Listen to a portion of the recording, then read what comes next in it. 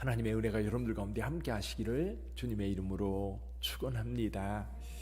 사도 바울은 이 5장에서 아예 구체적으로 행동 지침에 대해서 말씀하고 있습니다. 그 얘기는 뭐냐면 다시는 종의 멍에를 매지 마라. 다시는 종의 멍에를 매지 마라. 그러니까 그리스도께서 우리를 이 율법의 굴레로부터, 죄악의 굴레로부터 자유를 주셨어요.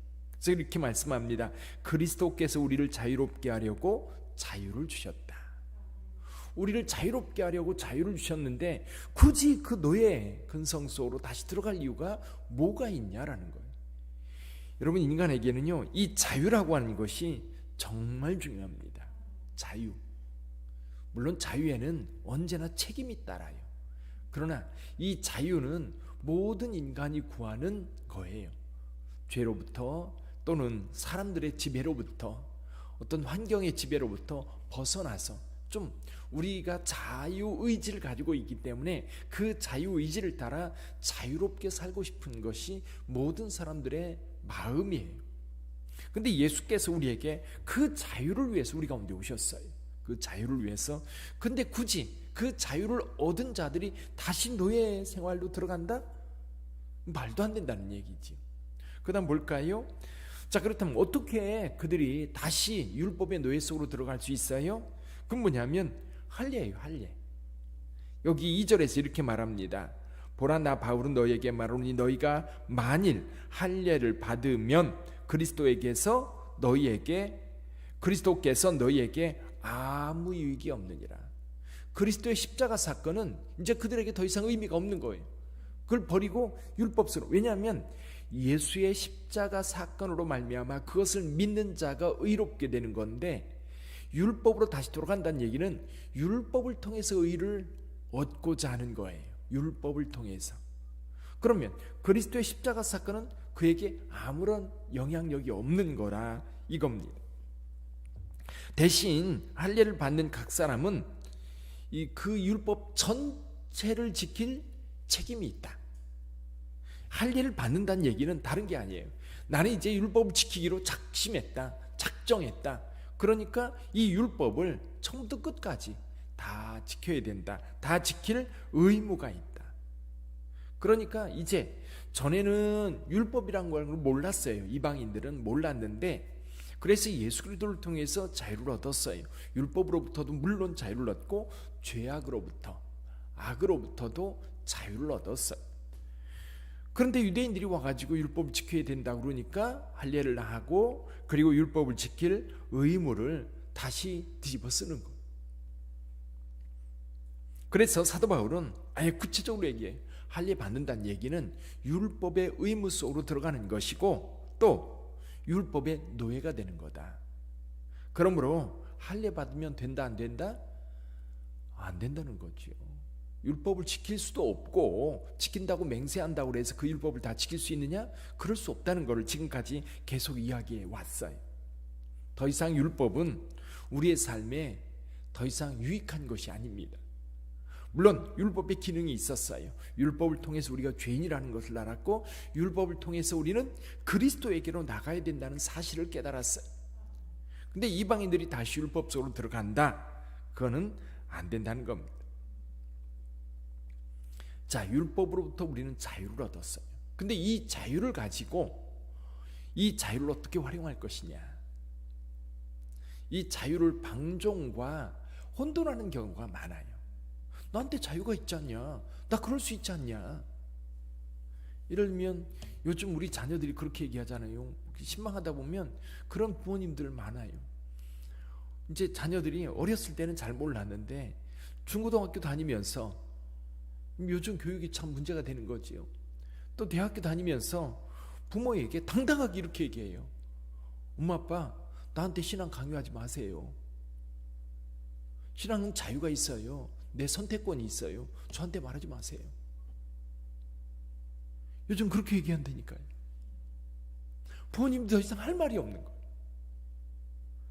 근데 여러분, 우리가 부정할 수 없는 관계들이 많아요.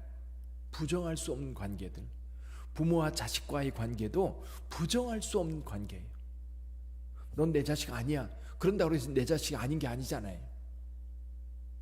또 부모님에게 저는 그런 부모 둔 적 없습니다. 그렇게 말한다고 해서 부모와 자식의 관계가 끊어지나요? 그래서 이거를 우리 조상들은 천륜이라는 말을 써서요. 천륜.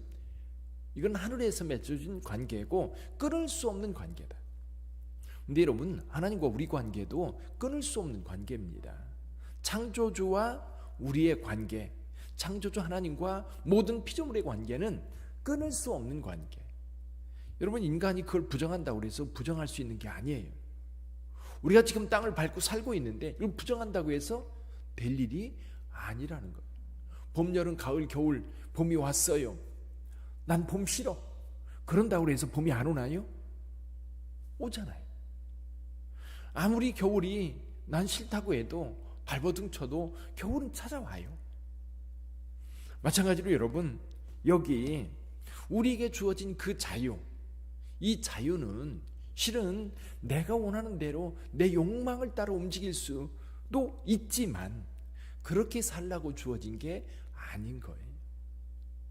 그렇게 살라고 주어진 게 아니에요. 그래서 여기 사도 바울은 이 자유의 아이러니 13절에서 이렇게 얘기를 해요. 13절 같이 읽어볼까요? 13절 형제들아 너희가 자유를 위하여 부르심을 입었으나 그러나 그 자유로 육체의 기회를 삼지 말고 오직 사랑으로 서로 종노릇하라.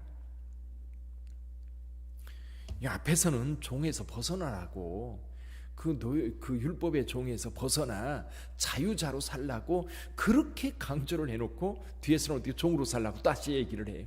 근데 누구의 종이냐라는 거죠. 누구의 종? 누구의 종이에요?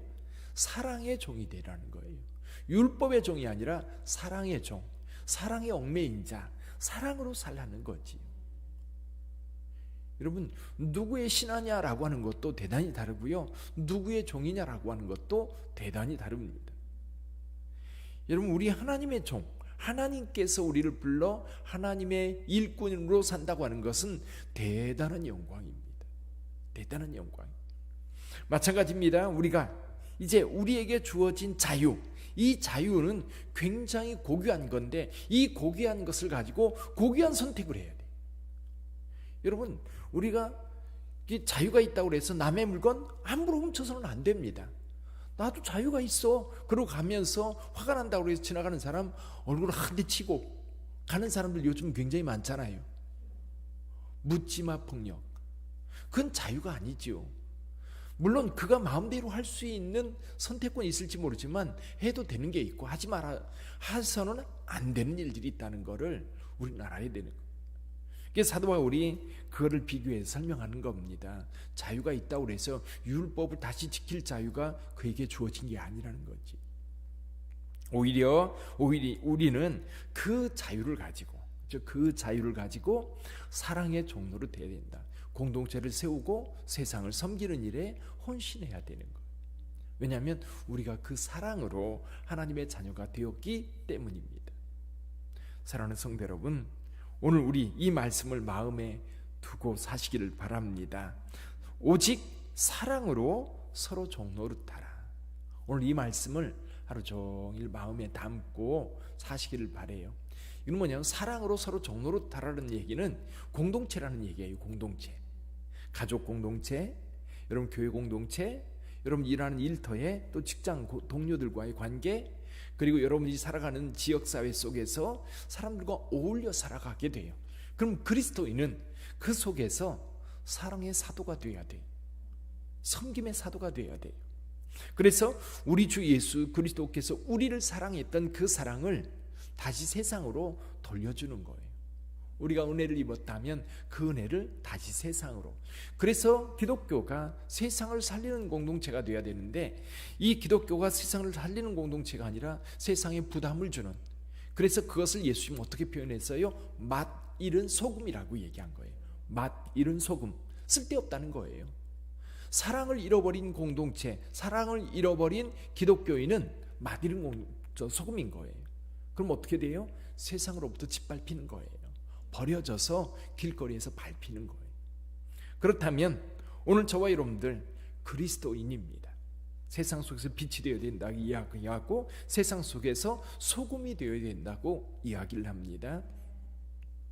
저와 여러분들이 하나님께로부터 받은 그 사랑으로 우리에게 주어진 자유가 있었는데, 그 자유는 결국 세상을 사랑하는, 사랑을 선택하는 것으로 이 자유가 활용되어야 하는 거지. 오늘 여러분들에게 주어진 그 자유로 여러분 가까이 있는 사람들을 더 사랑하는 오늘 하루가 되기를 주님의 이름으로 축원합니다. 더 사랑하세요. 기도하겠습니다.